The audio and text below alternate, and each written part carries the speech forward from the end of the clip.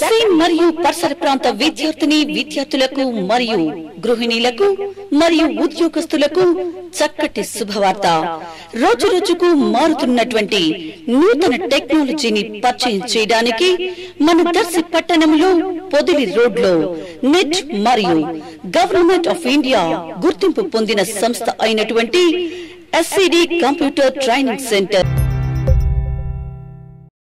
దేశం చాలా క్లిష్ట పరిస్థితుల్లో ఉంది అన్న ఈ పాత సినిమా డైలాగ్ చాలామందికి గుర్తుండే ఉంటుంది. ఈ పంచి డైలాగ్ రాసింది ఎవరైనా ఇప్పుడు దర్శి తెలుగుదేశం పార్టీ పరిస్థితికి సరిగ్గా అతికినట్టు సరిపోతుంది. 2024 సాధారణ ఎన్నికల తేదీ ఖరారైంది. పోలింగ్ రోజు దగ్గర పడుతుంది. దర్శి బరిలో ఎవరిని దింపాలన్న దానిపై టీడీపీ ఓ క్లారిటీకి రాలేకపోతుంది. ఉమ్మడి ప్రకాశం జిల్లాలో మొత్తం 12 అసెంబ్లీ నియోజకవర్గాలు ఉండగా 11 స్థానాల్లో టీడీపీ అభ్యర్థులను ఖరారు చేసిన ఆ పార్టీ దర్శి విషయంలో మల్లగుల్లాలు పడుతోంది. సమర్థులైన వారు రాలేక, అడిగిన వారికి ఇవ్వలేక, గెలుపు గుర్రం కాన్రాక టీడీపీ అధినాయకత్వం తలపట్టుకుంటుంది.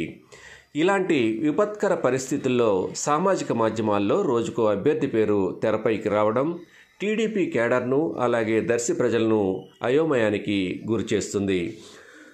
4 దశాబ్దాల ఘన చరిత్ర, 2 దశాబ్దాల పాటు రాష్ట్రాన్ని ఏలిన టీడీపీకి ఈ గడ్డు పరిస్థితి ఏంటన్నది ఇప్పుడు అందరినీ తొలిచేస్తున్న ప్రశ్న. పోటీ చేసే అభ్యర్థి కోసం పక్క పార్టీ వైపు చూడాల్సిన దుస్థితి ఎందుకు వచ్చిందన్న దానిపై ఆ పార్టీ శ్రేణులు మదనపడుతున్నాయి. ప్రతి పల్లెలో బూత్ స్థాయి నుండి పార్టీ నిర్మాణం పటిష్టంగా ఉన్న నియోజకవర్గ స్థాయిలో నడిపించే నాయకుడు లేని దుస్థితిని చూసిన వారంతా ముక్కున వేలేసుకుంటున్నారు. దర్శి నియోజకవర్గం ప్రకాశం జిల్లాలోనే కాక రాష్ట్ర స్థాయిలోనూ ప్రత్యేక గుర్తింపు పొందింది. 1997లో జరిగిన ఉప ఎన్నిక నుండి దర్శి చాలా కాస్ట్లీ నియోజకవర్గాల్లో ఒకటిగా చేరింది. తదనంతరం జరిగిన ప్రతి ఎన్నికల్లోనూ ఎలక్షన్ ఖర్చు రెట్టింపవుతూ అభ్యర్థికి తడిసి మోపెడవుతుంది. రాజకీయ నాయకులు మోయలేని భారంగా మారుతుంది. వ్యాపారుల్లోనూ బడా వ్యాపారులైతేనే దర్శి వైపు చూడాల్సిన పరిస్థితికి నెట్టబడింది.